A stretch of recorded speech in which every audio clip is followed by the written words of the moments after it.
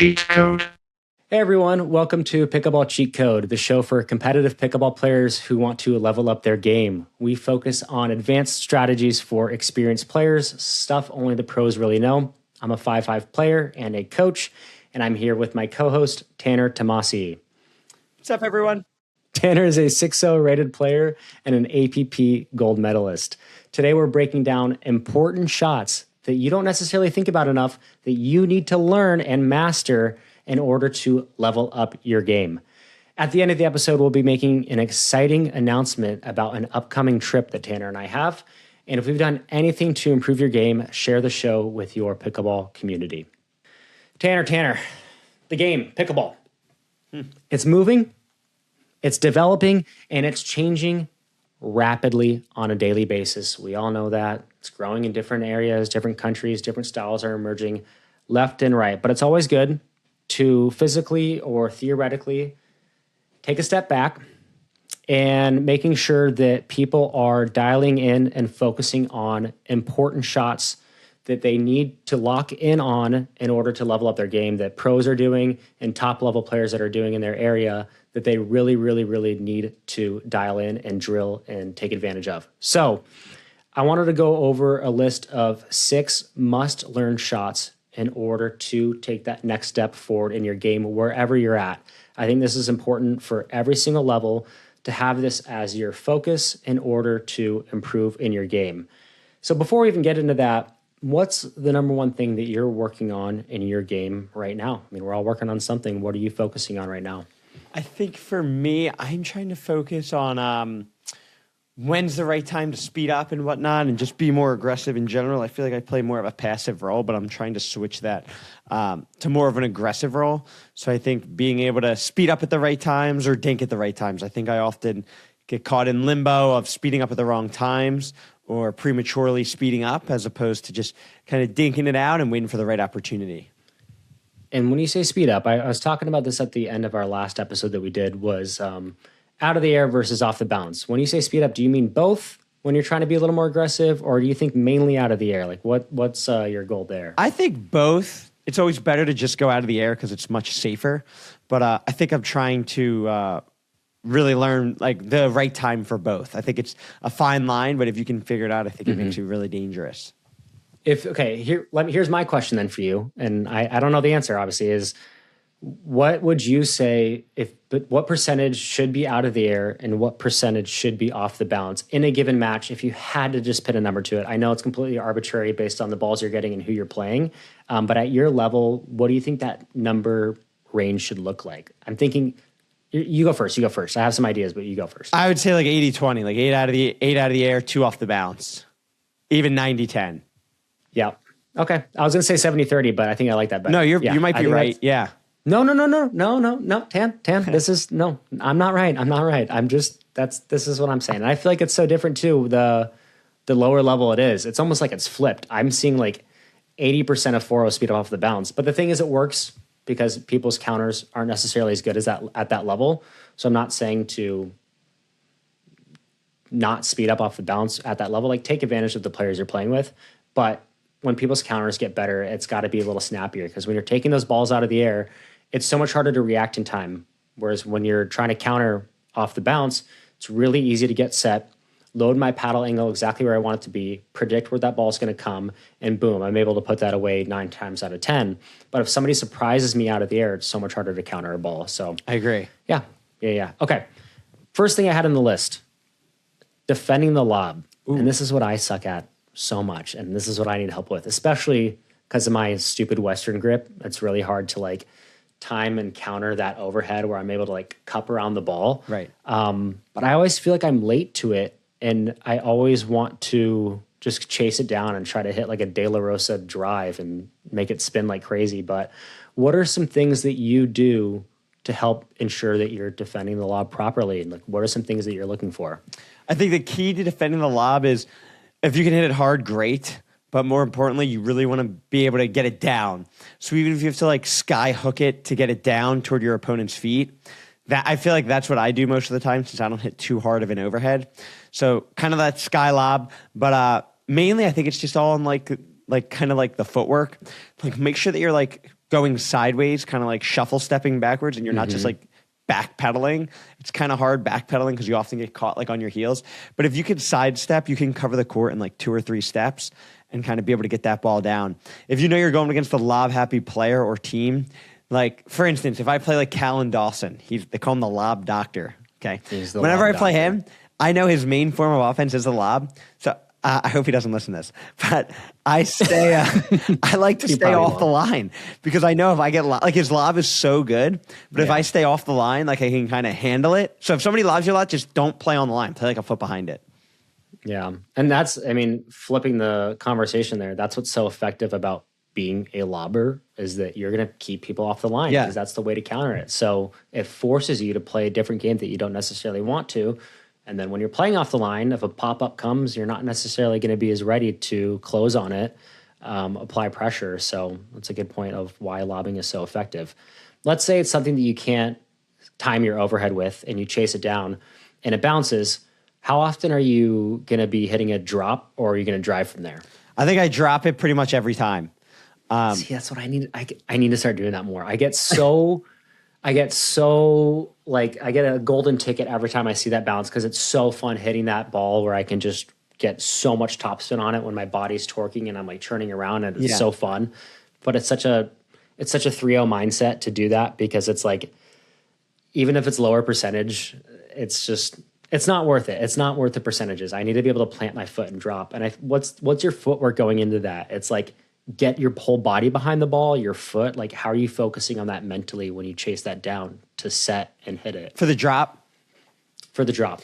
I would say just to touch on that other point, if anybody has any questions, when you run back and drive the ball like you do, I think it's okay.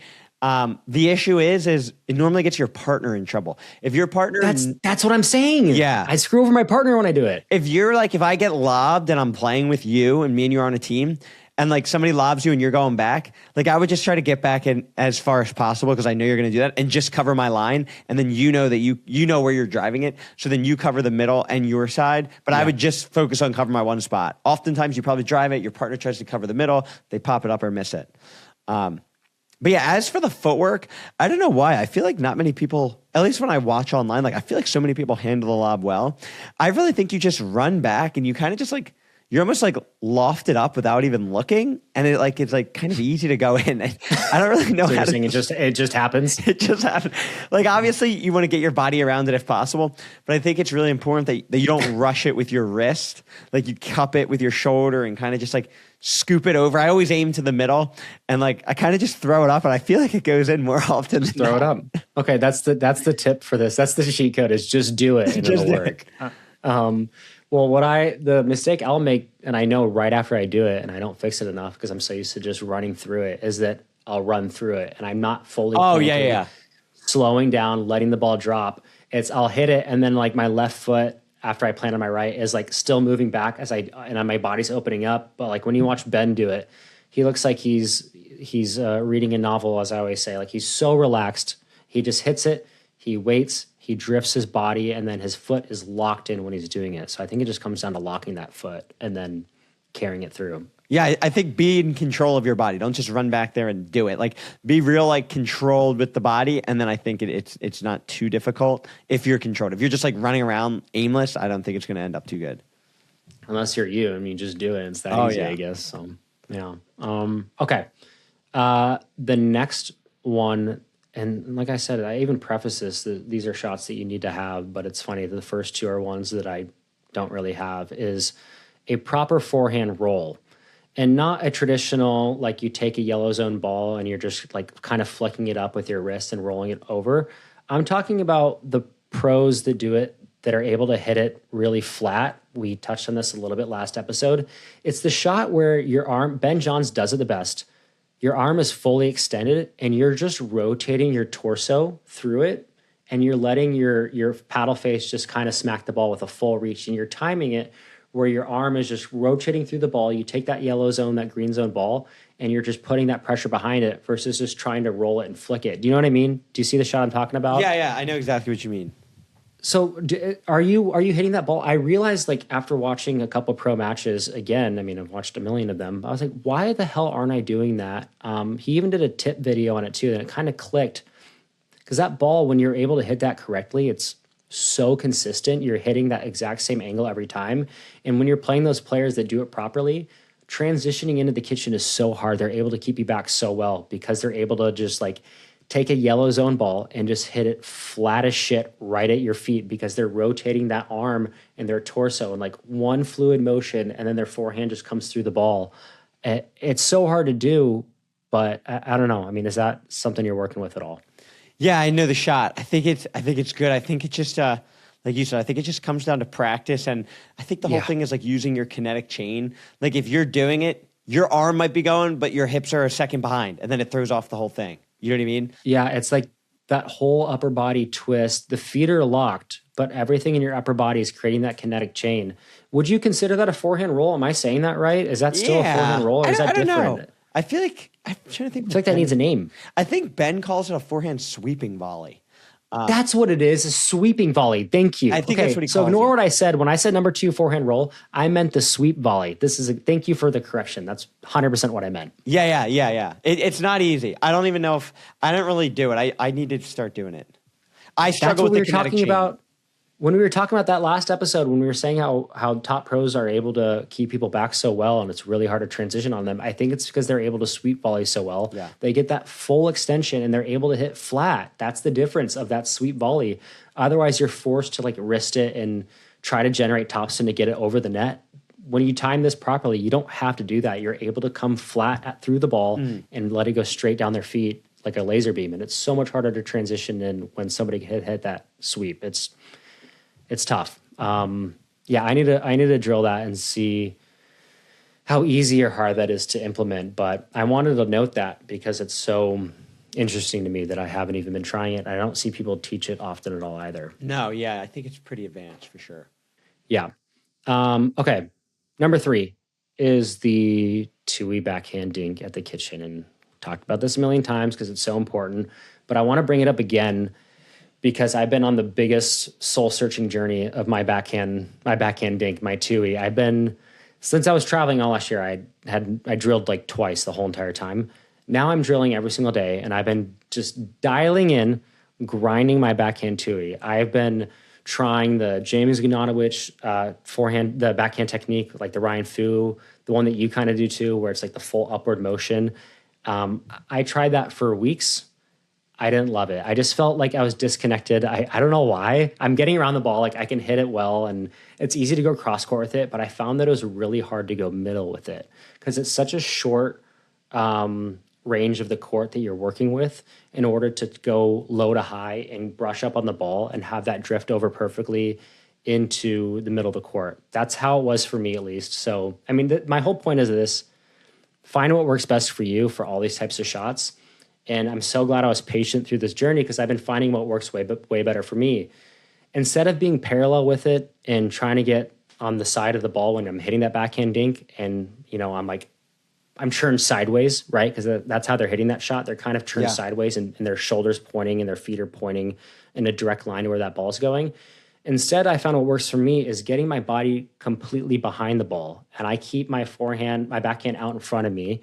I'm ensuring that my left leg is completely behind the ball, the same way that I would teach and do for my forehand. So instead of being sideways with it, I'm keeping everything out front, and then I'm rotating through, and then I'm bringing the ball up past my shoulder when I'm trying to go cross court. And if I'm trying to go straight or middle, I'm doing more of a shovel push motion. And I found my consistency has skyrocketed with that method. So I'm not saying that's the better way to hit the ball. The point is, this whole backhand journey that I've been going on, it's taken me in a lot of different routes, and I've learned so many different things. And one of the main reasons why I was able to help develop this the right way was, one, being patient, and then two, three things, I guess. Two is just willing to try a lot of different options, like learn what you taught me of, you know, keeping that paddle angle up and getting your butt down and following through the ball and going through above your shoulder. Those are all still the things that I'm using. So those are all so important, but I had to tweak it for ways to work for my game. But the key thing that I did was, and it's so funny, is filming my drill sessions. I don't know if anyone is really filming their drill sessions and watching them back. I think it's more important than filming your games in some way, in most ways, actually, because I'm able to watch myself hit 100 backhand dinks versus if I'm watching a match, I'm watching myself hit maybe 5 to 20, right? Like there's not that many that I'm able to like see which ones are working and fine tune just by looking at it. Cause it's really easy to watch play and be like, oh, they're not behind the ball. Oh, they're not getting low enough. But when I was able to do that for myself, it helped so much. So I think being able to do that, shout out to Igor, who I drill with in the mornings now, for starting to film those and send them to me. So yeah, I said a million things there. So take with that with what you will, but that's my TED talk on the backhand dink. No, I love it. I know for me, I do like the side spin more than the top spin, but everybody does their own thing, I think, like you said. Yeah.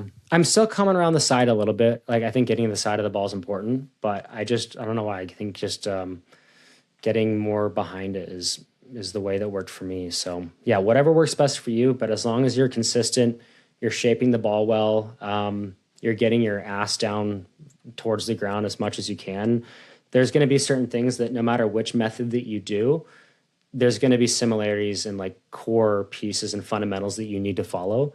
But for whatever shots you're trying to develop, film your drill sessions, and then you'll know what you're missing when you watch yourself. I feel like most people will be able to tell. Like you think you're doing something right. I thought I was like brushing him all perfectly above my shoulder when I was first watching him, and then I looked back. I even sent one of the clips to you, and you're like, "Yeah, Brodie, you're just shoveling it forward." And I was like, "Yeah, I didn't." Yeah. I feel like an idiot, and I was like, "Yeah, I am, aren't I?" Yeah, it's good to have on film, so I can send it to people like Tanner. Okay, anything else you want to add to that, or did I talk too much there? No, I think we got it all on that one. Okay. It was good. Number 4 is the shovel drop. The shovel drop, I think, is like one of the most underrated shots. Tanner, you've talked about this before. Break down the shovel drop for me, since I just talked for an hour.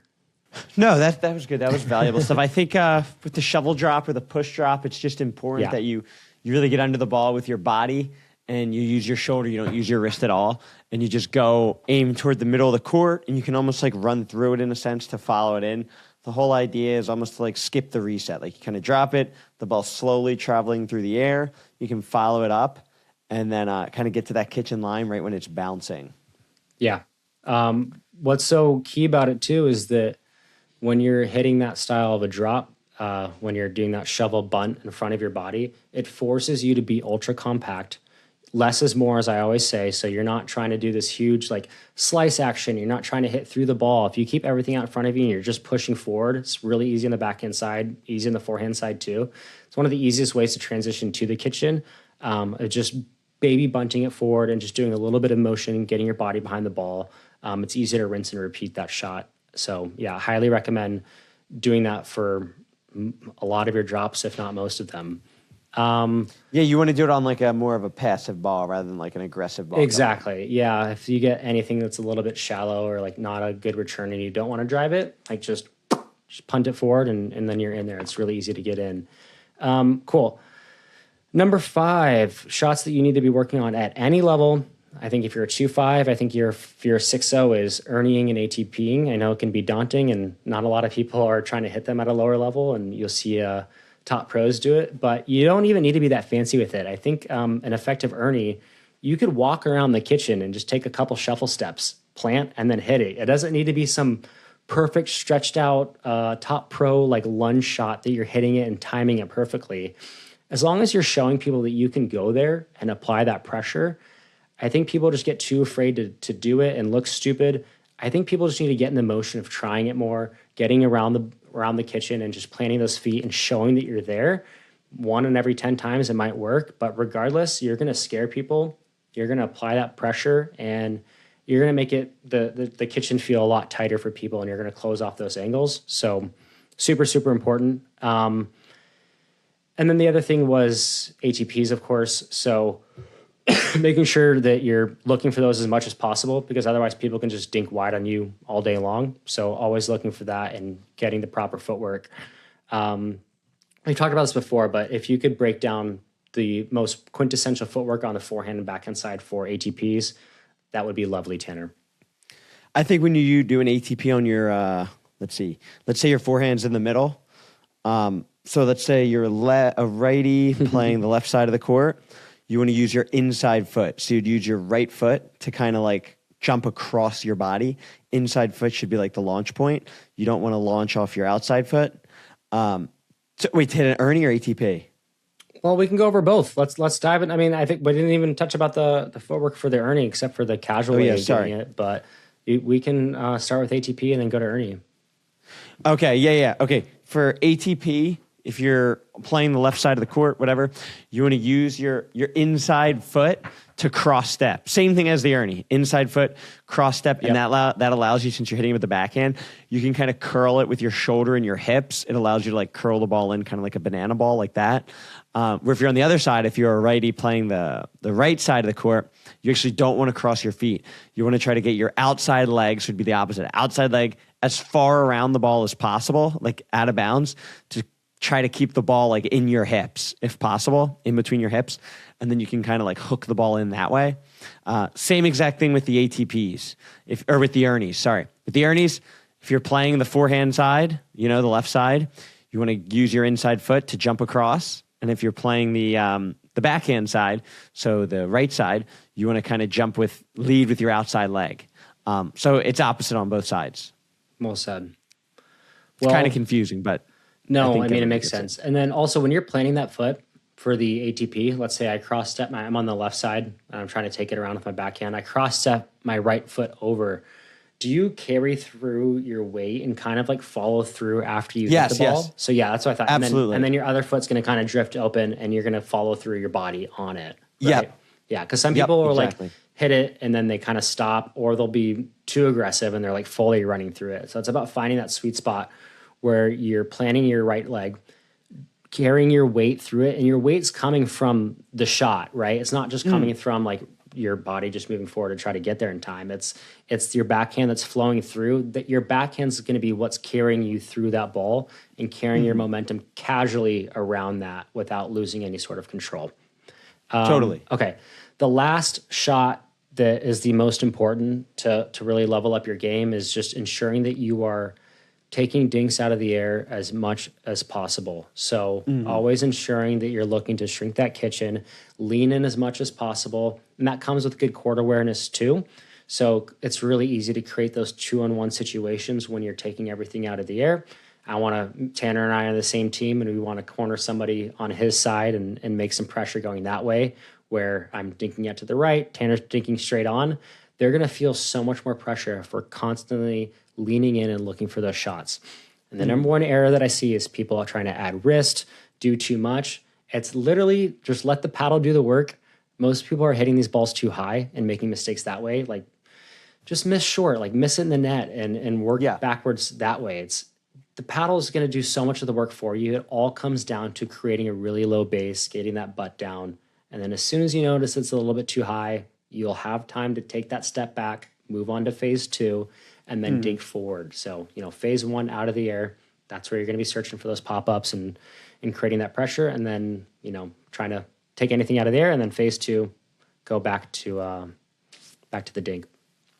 Yeah, I think well said. I actually just taught a clinic today in Miami, and it's like an hour from my house. But the main thing I always start like all my clinics with is just showing people that they don't even realize it. The difference in pros and amateurs is like they understand when they should lean in, take balls out of the air, and when they should like pull back and prepare for defense. Where I think like amateurs kind of just stand there, hit the ball over, and just let's see what happens. Yep. Where the pros are like hitting each shot with intent and anticipating a specific outcome. And it's okay too if it's a little bit of a dead dink. You could take the ball out of the air and just push it straight back forward, or kind of push it to the middle. It doesn't have to be anything super sharp or aggressive. This is just a consistency movement play where you're trying to move people around. But even top pros will take it and just kind of hit a dead dink back just to put the ball back in their court. Like that's okay. Like you can just bunt it back. Like you don't need to make every shot something impactful or something high pressure. Of course, the more you can do with it, the better, and being able to put yourself in an offensive state and put them in a defensive state. But every once in a while, if you just want to just move it back and, the percentage is back in your favor, they have to hit the next shot. So you're always kind of shifting the game that way. So it's just a consistency play more than anything when you're hitting these shots and just trying to move people around quickly. And it helps you fish out more speed ups off the out of the air. Because like I said, I'm done speeding up off the bounce. I need to do it once in a blue moon versus trying to do it all the time because it's fun hitting them. But yeah, it's not easy to stay consistent with these counters. Okay, exciting announcement, right? You know what I'm about to say, right? Hype. Yeah. Let's go. Tanner, you can deliver it. No, we're doing a, at least the way I've been telling people is we're doing like I don't know if this is right or not. We're doing like a PR trip. That's one way to put it.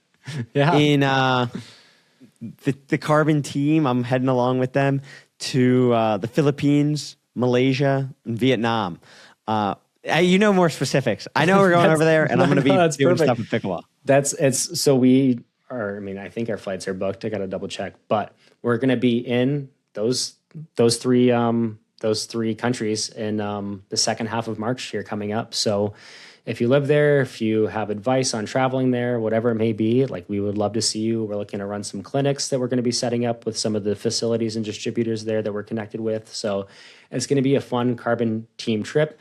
It'll be myself, our social media team, our owners, Tanner, Ed Jew will be joining as well, which will be super exciting. And then we'll have some other team members joining. So it's going to be a Carbon trip in Asia, and I cannot wait. It's going to be a trip of a lifetime. I've never been to Asia. It's going to be so much fun. We've been talking about making this happen for a while now. So like I said, any advice that you guys have, please leave in the comments of areas that we should check out, things to look for, things to avoid, places to go play pickleball, or people that want to meet up.